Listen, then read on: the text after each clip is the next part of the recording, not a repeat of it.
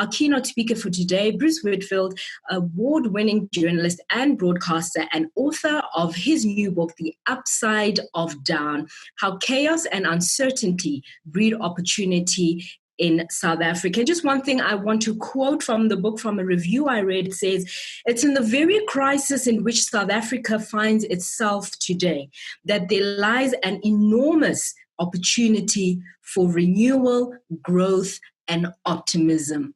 Bruce, over to you. And some people, Norm, say that I'm completely deluded as a result, but you've got to look at the upside of down. You've constantly got to be looking at the upside of down. Otherwise, you will drive yourself mad. Thank you so much for having me, and thank you to everybody for tuning in, because I'm doing today one of my favorite things, and that is talking to entrepreneurs who, to my mind, are some of the most courageous people in the world. That is you, because you take enormous risk. You risk capital, you risk your souls, you put your bodies on the line, for goodness sake, in order to grow businesses, to serve communities, to serve customers, to hopefully one day create wealth for yourselves. And 2020 started out as some people were calling it 20 plenty. Oh my goodness me. Wasn't that a bit of a shock to the system? Because 20 plenty has turned out into 20 nightmares. And it seems they're coming hard and fast and back to back. I mean, who would have thought that something that initially anyway we thought looked a little bit like this, a little spiky ball that could enter into your respiratory system, attach itself to your cells and wreak havoc in your system.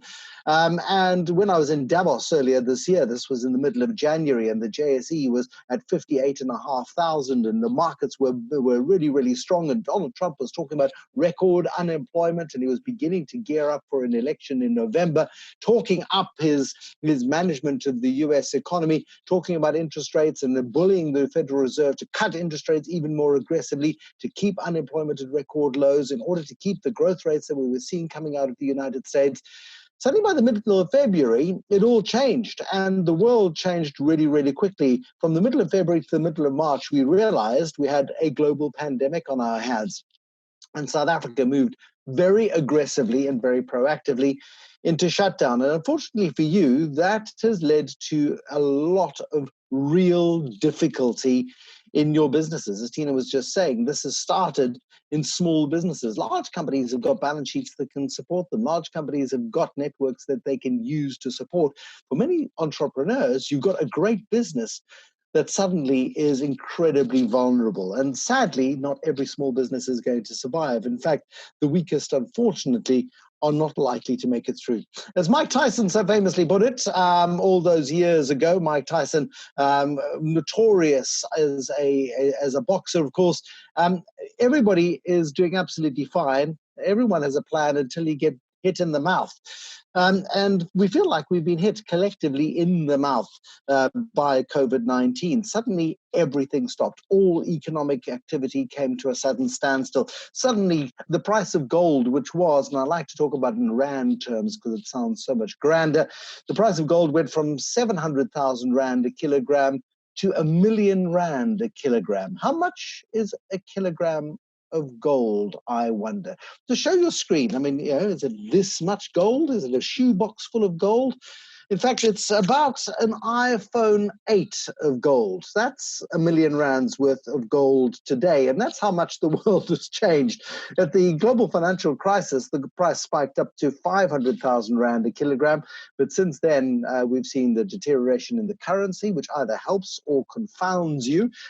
Or we've also seen a complete rally in the price of gold. And when gold rallies, it's usually an indicator that tough times are around. Unfortunately, by the time you realize it, it's usually too late to do anything about it.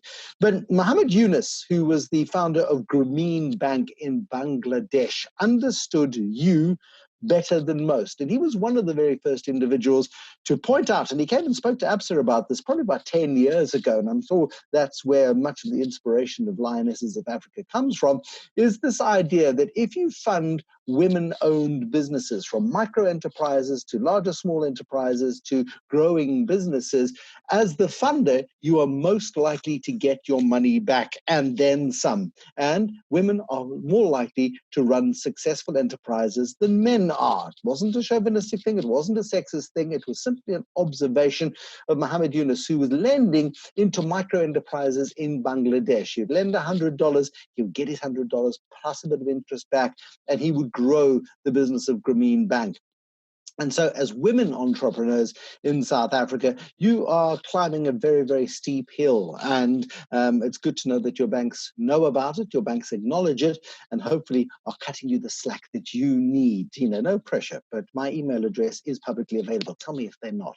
Anyway, let's get on to the presentation, because from Mike Tyson, of course, we've got to think to ourselves how much worse this situation could have been in South Africa had this guy still been in charge. President Jacob Zuma going on trial now, finally, after decades of ducking and diving and dodging, for his role in the arms deal, the guy who oversaw the management or mismanagement of the economy for a decade, from 2008 all the way through till late 2018, when this guy took over. And so Ramaphosa has had a baptism of fire politically in South Africa, not with the support that he required in order to go from Ramaphoria to the Rama reality that we were hoping for. But we went from Ramaphoria to Rama reality, and now we go to Rama.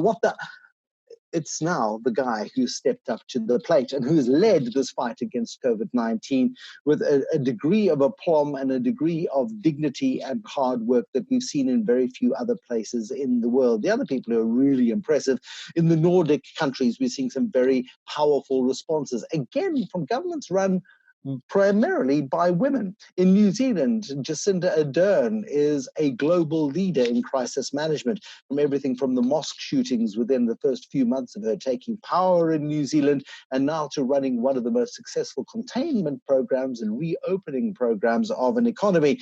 And Cyril Ramaphosa is amongst those global leaders who is being heralded internationally as being visionary in the way in which he has collaborated, and collaboration has been absolutely pivotal through this process with government departments, big business, and having the humility to listen to great advice that he has been given. What we're going to be seeing over the next 24 hours or so is a slight easing from stage 5, of course, in lockdown, to stage 4, and that gives a minimal amount of flexibility, and a few more of you will be able to go back to work. Or hopefully what you're doing is going through the regulations as they've been promulgated now and saying, there is a new opportunity for us to do some more business. For those of you in the restaurant trade, and I know that there are several of you, there are chocolatiers, there are people who do beautiful things, there is an opportunity for you here to serve your customers in a way that perhaps you'd never contemplated serving them before. You had beautiful restaurants with beautiful furnitures and beautiful fixtures, and would serve delightful meals on beautiful plates to your customers. Well, those days are over for now, at least. I can't imagine that restaurants are going to be opening up to any kind of level of normality for at least the next 6 months. Maybe you'll be able to have 50% capacity in your restaurant, but you still won't be able to serve wine after 6 o'clock in the evening. All of those early restrictions. So times are tough. And within the new regulations, you've got to look for opportunities. And those opportunities, I have no doubt, will abound. To quote Pete Mouton, who is the chief executive of PSG, this was at a conference that he held with some 800 of his brokers last year. And he was summarizing what his dad, Yanni, the founder of PSG, said in a far more long-winded way in his book, and then they fired me. Negative people never build anything.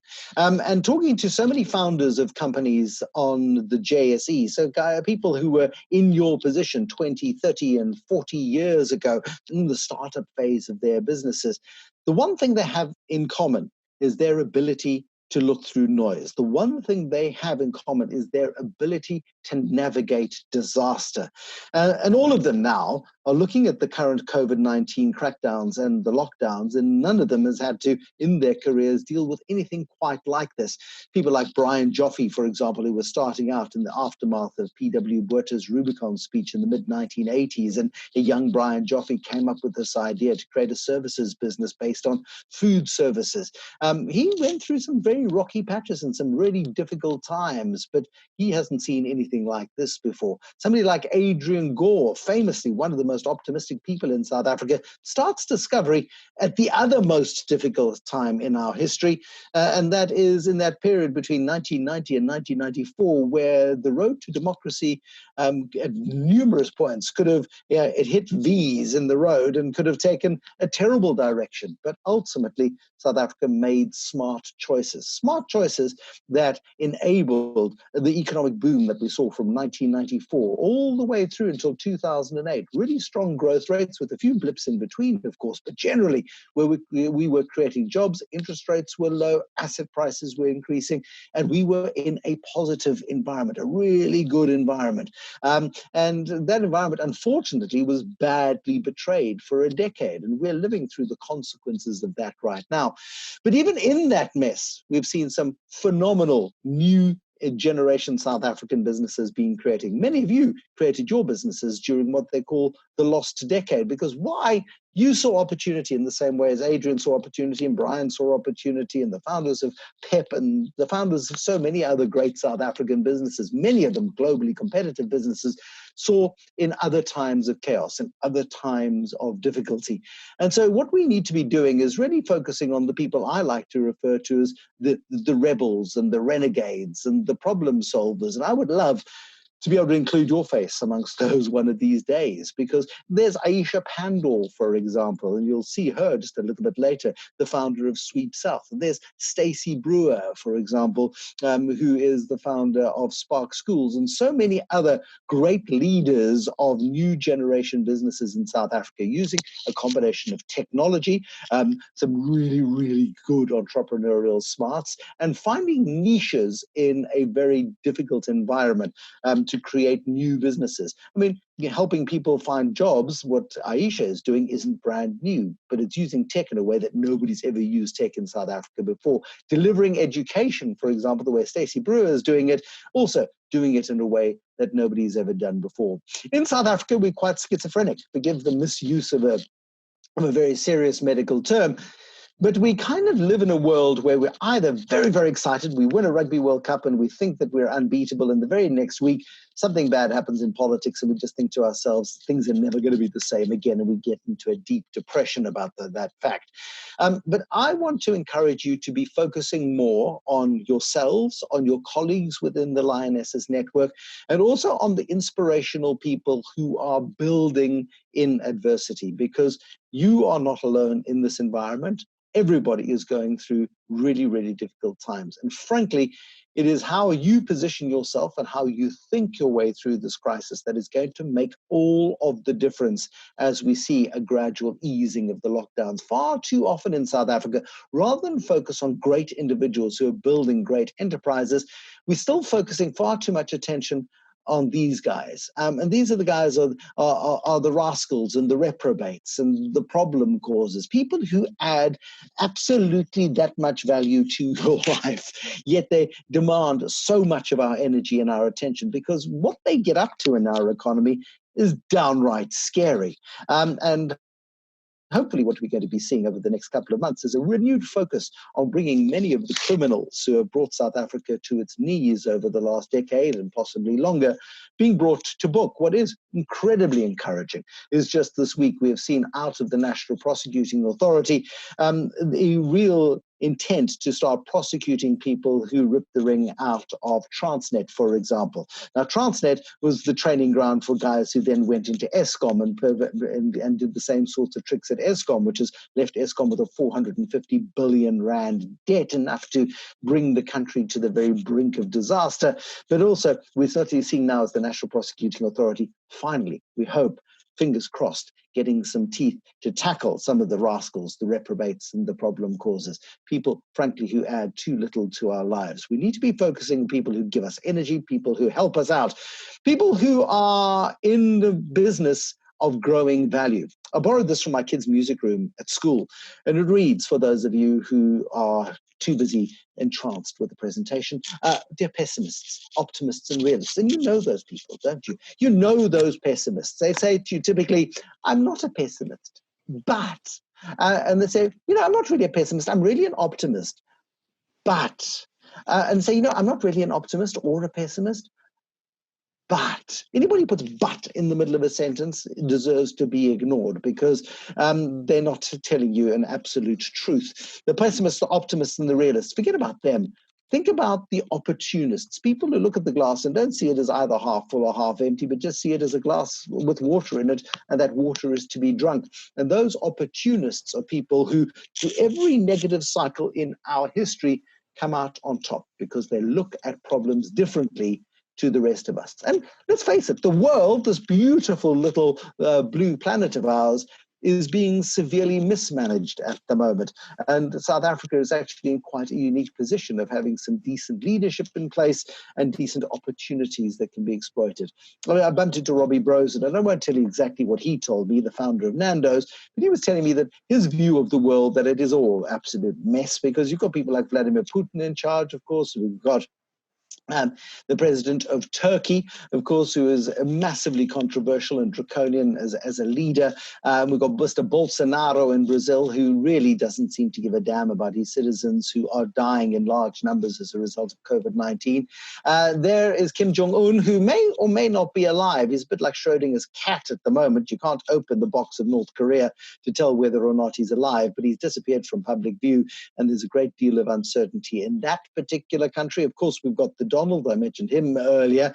No sitting American president has ever been re-elected, incidentally, in an environment of rising unemployment. And what we've seen in a very, very short 5-week period in the United States, that 26 million people have joined the unemployment queues. They've gone from record low unemployment to a massive spike in unemployment. So things could be set to change in the United States. And of course, Boris Johnson, Mr. Brexit, who himself has contracted COVID-19, and just yesterday, his partner, Carrie Simmons, gave birth. Is it Simmons? Carrie gave birth to another one of his children. Boris Johnson, of course, has recently come out of ICU. And so these are the leaders of the world as we see them, people who are not doing a great job, frankly, of managing the world as it is run at the moment. And there is high time for new leadership in our world. Adrian Gore, I mentioned him a moment ago, and lots of words of advice from Adrian Gore, who is one of the world's great optimists when it comes to working through crisis. One of my favorite Adrian Gore quotes is, "If it's not Armageddon, you should be building." But I've chosen not to put that slide up today because many of you will feel as if it is Armageddon. What I do want to encourage you to do when it comes to listening to the sort of thing that Adrian Gore says is, don't expect miracles to happen overnight. Yes, many of you are pivoting, many of you are changing, many of you are looking for nuances of what you can do differently. Some of you may very well be throwing your old business models out the window, believing they're never going to work again, and trying new things. And that is frankly brilliant, because nothing happens overnight. Slow, steady, incremental growth. Don't try and fix this thing overnight, is Adrian Gore's perspective on it. Question absolutely every decision that you take, but the most important thing that you can do, and this comes through in so many of the entrepreneurs that I've spoken to in writing this book, I should really present it to you like that, I suppose, is in The Upside of Down, talks about people who have come up against brick walls, people who have seen massive obstacles being put in their way. And the big difference between the guys in that book, the people in that book, and those who aren't in that book, is that people who see obstacles fail. People who navigate their way around obstructions succeed. And that is absolutely pivotal in times like this. The National Prosecuting Authority moving frustratingly slowly in South Africa. But what Cyril Ramaphosa has done in the last 2 years, and many people are very critical of the president for this very slow pace of reform, but in appointing people like Tito Mboweni to the National Treasury and Shamila Batoy to the National Prosecuting Authority, what he has done is laid a very strong base for South Africa for a recovery which we so desperately need. Ironically, this COVID-19 crisis may very well be the crisis that Cyril Ramaphosa has needed in order to be able to stamp his authority on governance in South Africa. Maybe that is what is giving Shamila Batoy the energy now to push forward, of course, with the enormous reforms that are required within the National Prosecuting Authority. Edward Kisveta inherited a broken SARS from Tom Moyane, who was sent into SARS to break it down, to make sure that the investigations that were being carried out into cigarette smuggling and other nefarious activities would be brought to an end. And he's got a huge job in his hand. He lost thousands of really good and talented people during the dark days of the mismanagement of SARS. But again, gradually rebuilding the tax authority in South Africa, because not only did he have an uphill struggle at the beginning of this year before things started going wrong with COVID, but now there is this massive task. I wanted to say Herculean, but I can't pronounce it. But this massive task of rebuilding the South African Revenue Service.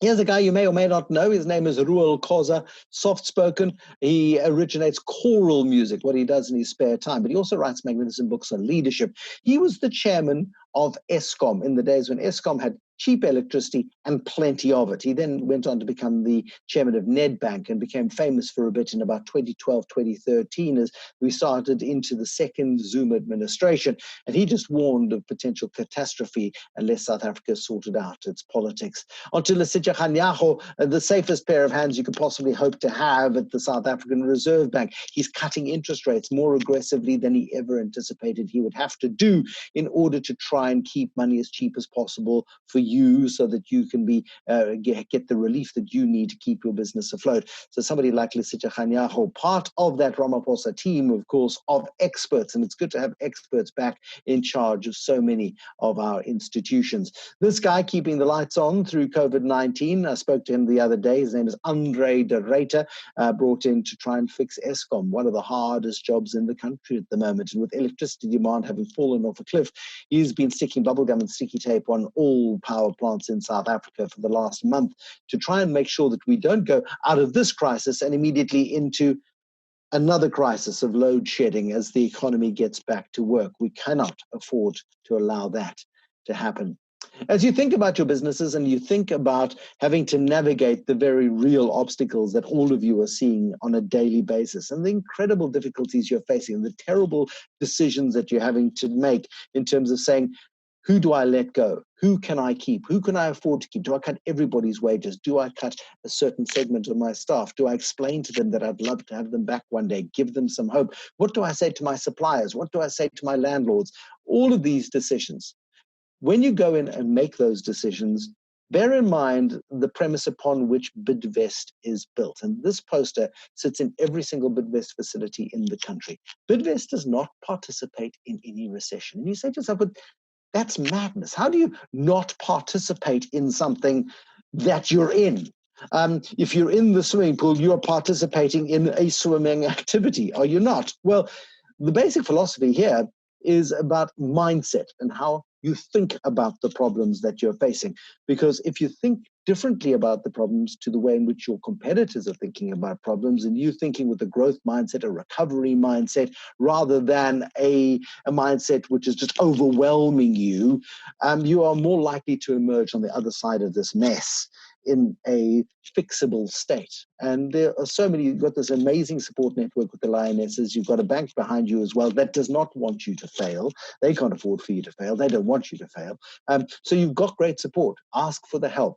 Get the guidance that you need before things get too bad, and allow yourself to come out of this in one piece. I have a bunch of really, really great videos, and I can't show you those videos because the audio doesn't translate well digitally, unfortunately, over this platform. But just to tell you, the skills crisis in South Africa is epic, and we've got a big debate happening today. Angie Motshekga is going to be talking about when to send kids back to school. We've got the class of 2020 in every single grade that is at a massive disadvantage, particularly in the public system where there isn't the online schooling benefit that many in the private system have got. And South Africa's got a critical skill shortage. Here is an opportunity, though, for training. Here's an opportunity to upskill South Africans. There's and there's so many marvelous coding programs, for example, in South Africa that are teaching people how to get into the coding industry, and they're being funded by large corporates. Aisha Pandor, I want to share her story with you very briefly. She and her husband, Alan, were at home one day and figured out that they would really like some domestic help, but couldn't find anybody, didn't know anybody. And so they said, why don't we start an app that's a bit like Uber? Why don't we create a functionality that allows people to come onto the platform and to offer their services. And we act as the intermediary in between. We take a facilitation fee and we allow the people who are being served by these people to rate them, and they get rated in return. And so you get that feedback loop happening. It puts everybody on their best behavior. And up until the beginning of this COVID-19 crisis, there were 15,000 women who'd either been unemployed or underemployed, who were working regularly through the Sweep South platform. A remarkable, remarkable initiative. So much so that they raised additional capital last year and have expanded that into this particular sector, into the DIY sector, into the tilers and the builders and the plumbers and the plasterers. They're also using artificial intelligence. I was just chatting to Aisha the other day, and this is her, by the way. But the audio quality, I'm told, isn't good enough. So I'm going to mute her. But she's talking about independence of contractors, the independence of individuals to do a job, and a great job that they can do through using the sorts of platforms in the gig economy. And jobs are drying up. Jobs are really difficult to come by. Platforms like what Aisha and her husband Alan have created are enabling people to do a real day's work, or enabling people to go out and become re-employed in a dignified way. But using artificial intelligence also, if you've got a crack in your wall, you take a photograph of the crack in your wall, you post it onto their platform, and you'll get a message back saying, you know what, Johnny is the best crack filler in town and he's around the corner from you. He's going to charge you X amount of money in order to do the job. Would you like to book him? Yes, please. So huge opportunities coming through, of course. This is also an ideal opportunity to share a quote from my second favorite business book of all time. I've got to say that because otherwise you won't believe that mine's any good at all. But this is from Dr. Seuss. Dr. Seuss, who wrote The Cat in the Hat and many other fabulous kids' books, also wrote one called Oh, the Places You Will Go. And if you haven't ever read a business book in your life and you're only ever going to read one, or you only want to read another one in your life in addition to mine, I would recommend you read Oh, the Places You Will Go. And this is one of my favorite quotes from it. And I think he could see that we were getting COVID-19 coming thick and fast. Whether you like it or not, alone is going to be something you'll be quite a lot. And there's a very good chance that you'll meet things that will scare you right out of your pants. We're all frightened right now. I mean, that is the bitter and brutal reality. I mean, this reality hit home for me personally when somebody sent me a clip of audio. It was a supplier to Edcon. This was on the eve of the lockdown. It was 5:45 in the evening, and Grant Patterson, the chief executive of Edcon, was talking to his suppliers, and he broke down in tears. And I hadn't listened to all of the audio. I'd listened just to the first minute and a half or so, and I went, this is really good. We have to play this on the radio. I sent Grant a WhatsApp. And I said to him, I'd love your blessing in order to play this audio, but I don't care whether you give it to me or not, because people need to hear this. They need to understand the severity of the circumstances that we're going into, the knock-on effects, of course, that so many of you are feeling as well of this lockdown. And Grant Patterson announced yesterday, of course, that they're going to go into voluntary business rescue, and hopefully both Edgars and Jet survive. CNA is already sold, and that will continue. But it's a really, really difficult time. And I hadn't listened all the way through this video to this audio, and we played it. It was about 4.5 minutes long, and as Grant's voice broke, I couldn't speak, and I welled up, and I did that ugly face cry. Thank goodness it was on the radio, and I just couldn't contain myself, because it hit home to me in that very moment, just the severity of the crisis that we were going into. It's the crisis that you have survived so far, and it is a crisis that you are going to continue surviving in. It may take a while to thrive, but what I've learned about the Lionesses in the last couple of weeks as I've been preparing for this presentation is that you're nothing short of remarkable. You're nothing short of a strong network of people who back each other and support each other, and that's really, really, really important as we go. And this is how you feel. This is how you feel. Overwhelmed, perhaps. Maybe you feel like the wave is going to crush you. For those of you old enough to remember, it feels like an Old Spice advert from the 1980s. But you've got to be on the wave in order to catch it. And do remember the great philosophy, of course.